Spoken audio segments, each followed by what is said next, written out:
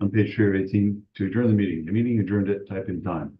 I didn't do the, Actually, the August 13th fan dedication. or how it, or she could Emily to do them. Where is it? The bottom of the August 13th fan. We put the in one, so it's probably. Oh, yeah. Anyway, what time did you guys leave there? 6 o'clock or something? Yeah. Sounds good to me. Says it started at 6, huh?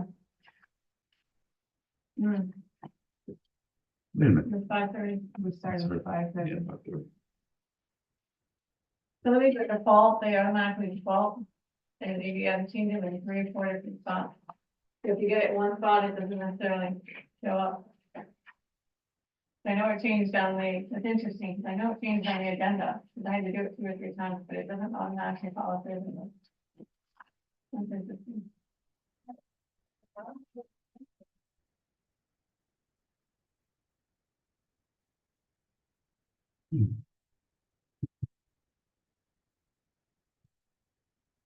Are you ready? Yeah, I'm sorry.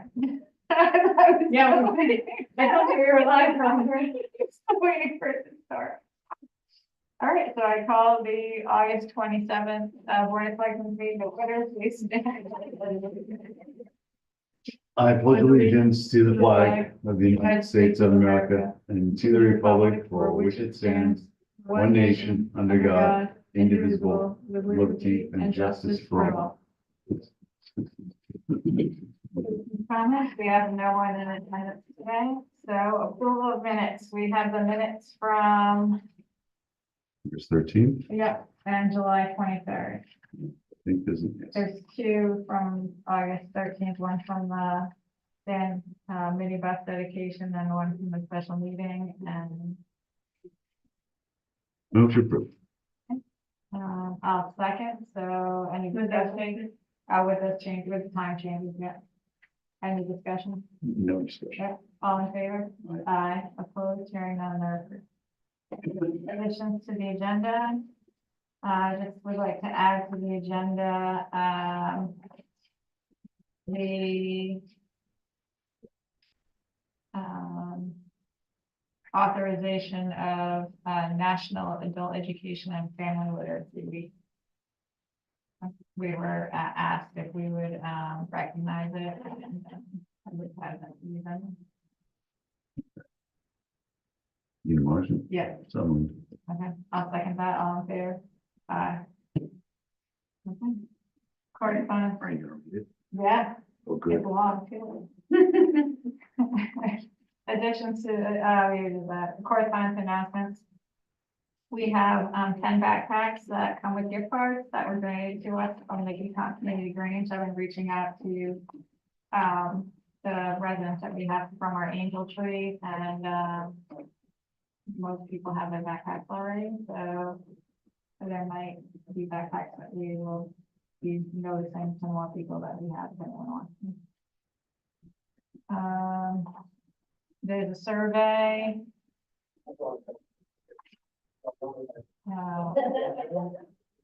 From the Greater Worcester Comprehensive Climate Action Plan, which sounds crazy because we're actually in this district. It's the Central Massachusetts and Eastern Connecticut region, so they're doing a survey to find out priorities for the region on climate stuff. So I have flyers, and I'll be putting it on the website and sharing it on social media. So it's to help with, they get funding, federal money, and what to use for the project for. So DEP is doing a hazard tree forestry project, and they're doing a pre-project for this is our hazard tree removal and fire line safety project in the Patchogue State Forest. This is on Wednesday, September 11th, on Hodge Pond Road. If if anyone's interested, you need to RSVP 48 hours before the event. What do they demonstrate that they're cutting trees down or? They just talk about, they show where they're gonna be cutting down trees and putting in a fire line. And it's the forestry. Dan Evans is usually the one that does it. He's from DEP forestry. And he'll just walk you through and explain what they're doing and why. I went on one before. Pretty interesting. Time, 9/11? That 3.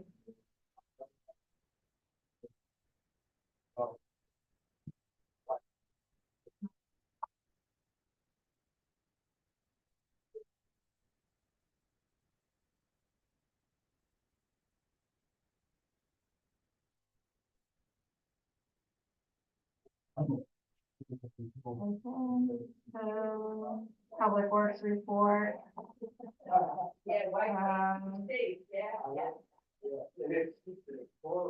They just completed working with Atlas to put the guardrails in on Beach Pond Road. Not Beach Pond Road, Brown Road, and prepping Brown Road ready for chip sealing, hopefully next week. I think they said it was gonna start. And also next week, we'll be doing some paving work on DEP Trail and Wilson Road.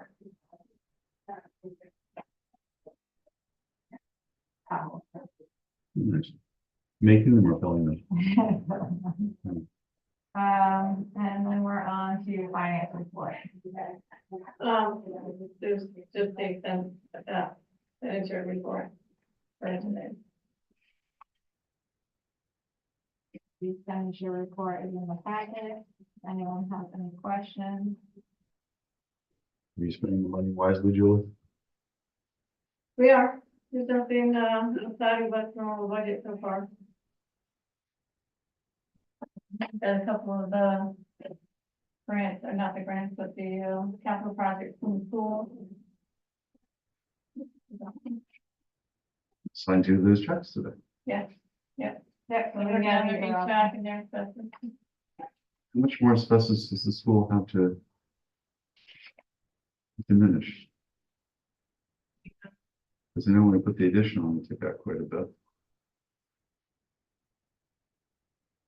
These are old asbestos tiles they removed, right? 27,000. That's how much money they have appropriated, so I don't know exactly what the whole project is, but that's what's left in the account. I don't know if they're using it all. I don't have that. Look up there, if you have any, Look at their information. yeah, I have to find it. Treasurer's report, is it included? He didn't have one this week. None. Okay. So old business ARPA funds, I don't have anything. Municipal complex improvement projects. They've been in, the mason has been in all week working on the vault in the assessor's office. Think they're expecting to finish it this week. They might have a little bit next week, It but should be done Friday. yeah, should be done.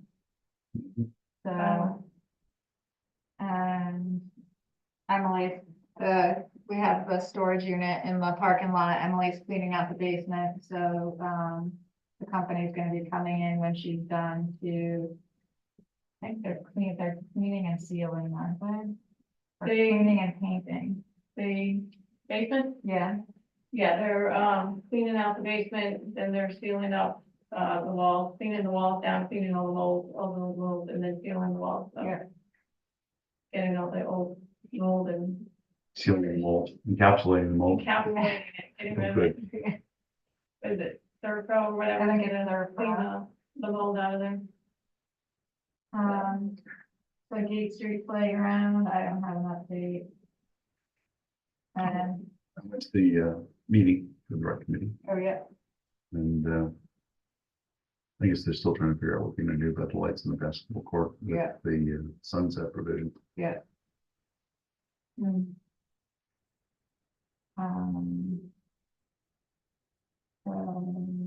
Their grant, I don't have any updates on the other grants either. And 824 referral. This was The 824 referral has to come from planning and zoning. This is for the proposed conveyance of DEP trail. And I went to planning and zoning and explained to them, about DEP trail and the state, turning over part of it to us. And this is what they decided. At its regular meeting of Wednesday, August 21st, 2024, the Voluntown Planning and Zoning Commission discussed the proposed conveyance of the DEP trail currently owned by the state of Connecticut. The commission determined by unanimous vote that the proposed acquisition of the subject property to be consistent with a Voluntown plan of conservation development, as the town has been maintaining it for many years as a town road, unless the last of the properties fronting this road to be treated as fully legal lots of record. That's been done. That step is complete. New business, snow and salt bids. We had our snow plow for Denison Hill Road, and our salt bids were due today. We received one bid for Denison Hill Road. For plowing, and it was from AM Sealers.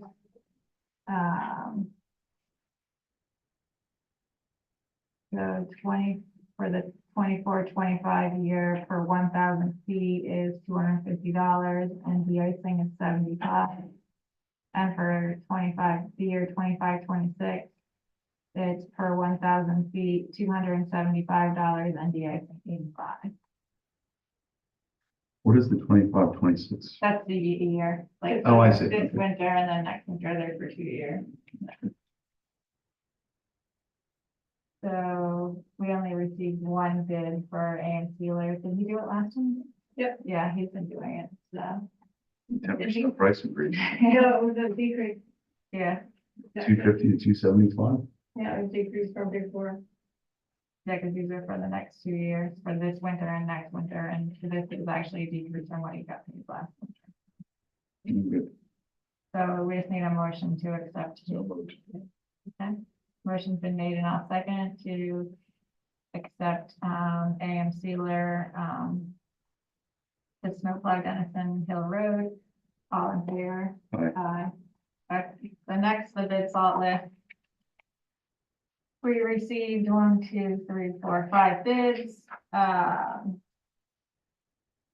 It was, after talking to Public Works, the lowest bid was actually Morton Salt, which was $95.69 per 500, what is it, for every 500 tons. 500 tons.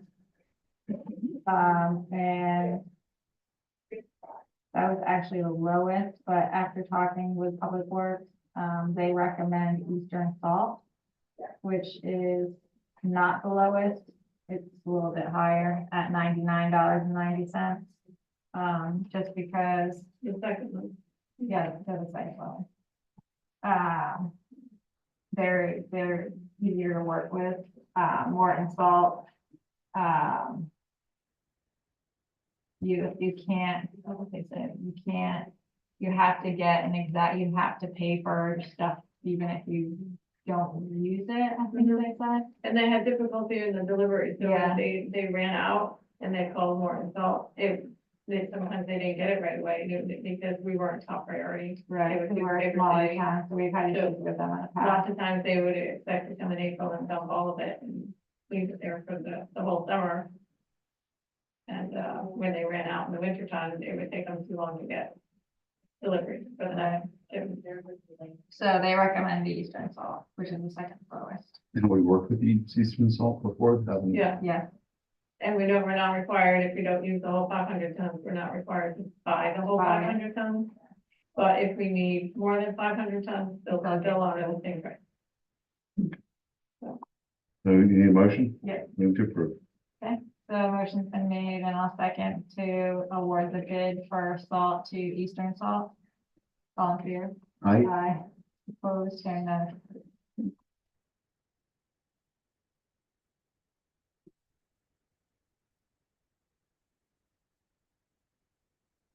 Tax refunds. quite a There's few. an extra one at the end too. Yeah, we have an extra one to add. So for tax refunds, we have at the request of the tax collector, $8.35 for Melissa Bonner, excess payment of taxes. The one that's not in the packet is Corey Britt, $836.35 for excess payment of taxes. So you have. There you go. We have James Sylvester, $20.70. Excess payment of taxes. And there's two of those. The other one's for 142.63. And we have Patrick Brenniger, excess payment of taxes, $31.65. We refund the overpayment of taxes as recommended by the tax collector. And I will second that, all in favor? Aye. Okay. So they are, the requests have been approved.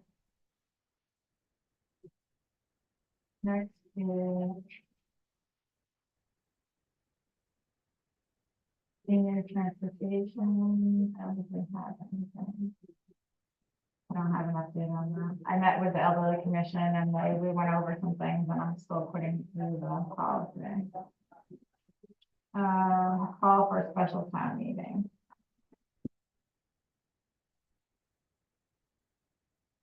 Okay. Notice of a public, well, we're not gonna do the public hearing, right? No. So notice of special town meeting, September 5th, 2024, Town of Valentine. The Board of Selectmen of the Town of Valentine, Connecticut hereby warns and gives notice that a special town meeting of the town will be held at the Valentine Elementary School, 195 Main Street, Valentine, Connecticut, on Thursday, September 5th, 2024, to act on the following items. To consider and act on the following resolution. Be it resolved that the town of Valentine shall appropriate $50,000 from the unassigned fund to the downtown revitalization fund for the Main Street and Beach Pond Road sidewalk project. To consider and act on the following resolution. Be it resolved that the town of Valentine shall appropriate $60,000 from the unassigned fund to the downtown revitalization fund for the Village Center pedestrian network enhancement project. To consider and act on the following resolution, be it resolved that the town of Valentine shall accept a 15,086 square foot section of DEP Trail 1 from the state of Connecticut for highway purposes. To consider and act on the following resolution, be it resolved that the town of Valentine, contingent upon the passage of item 3 above, shall convey a 437 square foot section of former DEP Trail 1 to Joseph P. McGuire and Patrick M. McGuire.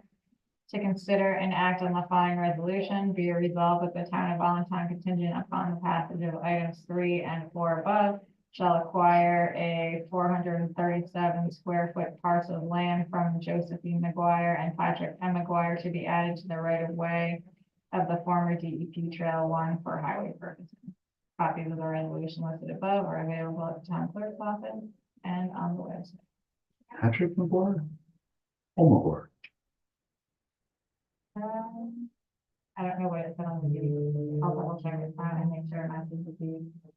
Last time I checked, Paul was married to Josie.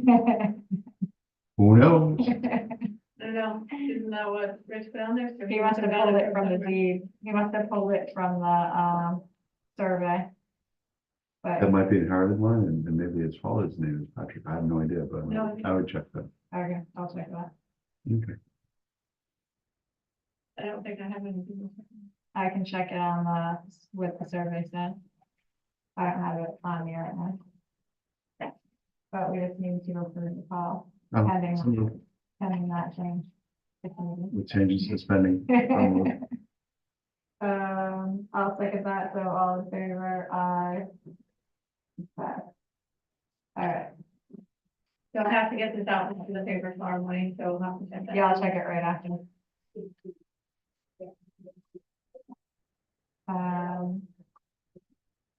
Could be wrong on the survey, I don't know what we said. And what we added to the agenda, was the recognition of National Adult Education and Family Literacy Week, September 16th to the 20th, 2024. Whereas more than 43 million Americans can't read or write at the most basic level, while 62.7 million lack basic math skills, as well as the credentials and skills necessary to succeed in post-secondary education. And whereas in Connecticut, there are 322,234 11.9% adults 18 and under without a high school credential. And whereas in Connecticut, there are 120,195 adults 18 and older who do not speak English well or at all. And whereas in 2023 to 2024, Connecticut's adult education programs provided support for just under 30,000 adult learners. And whereas according to the National Reporting System in 2023, there were 12,202 adults ages 18 to 64 without a high school diploma and unemployed, 70,518 not in the labor force, and 40,572 on public assistance. And whereas nationally every year, 1 in 3 young adults drops out of high school, and in Connecticut, it is estimated that over 119,000 youth ages 18 to 24 have left school over the last 3 years. And whereas adult education programs contribute to solving these challenges by helping Americans move along the continuum in their educational journey to achieve basic skills and get prepared for career and college. And whereas adult education in Connecticut offers low-cost, high-value programs in every community focused on providing a high school credential, citizenship training, English as a second language, digital literacy, and workforce development skills designed to elevate the economic self-sufficiency of our citizens. And whereas Connecticut celebrates Adult Education and Family Literacy Week as a proud participant in the National Educate and Elevate campaign, which helps our citizens learn about all of their adult education options to attain their professional and personal goals. Now therefore, I, Tracy Hansen of the great town of Voluntown, proclaim September 16th to 20th, 2024 as Adult Education and Family Literacy.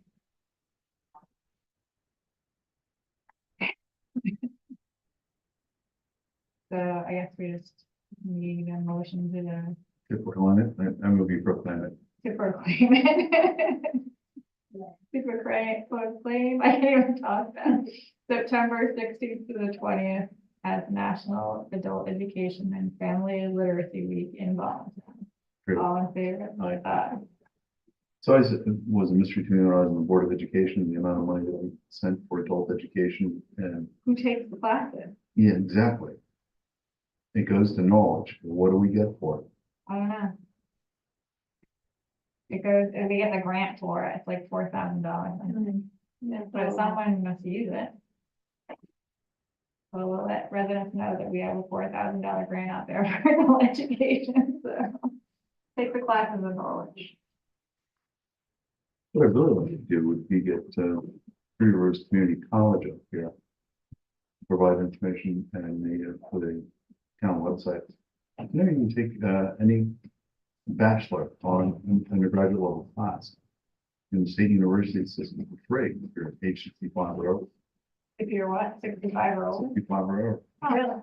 So if you wanted to go take a pottery making class down at Three Rivers, and you're 65 with time on your hands. Oh, okay.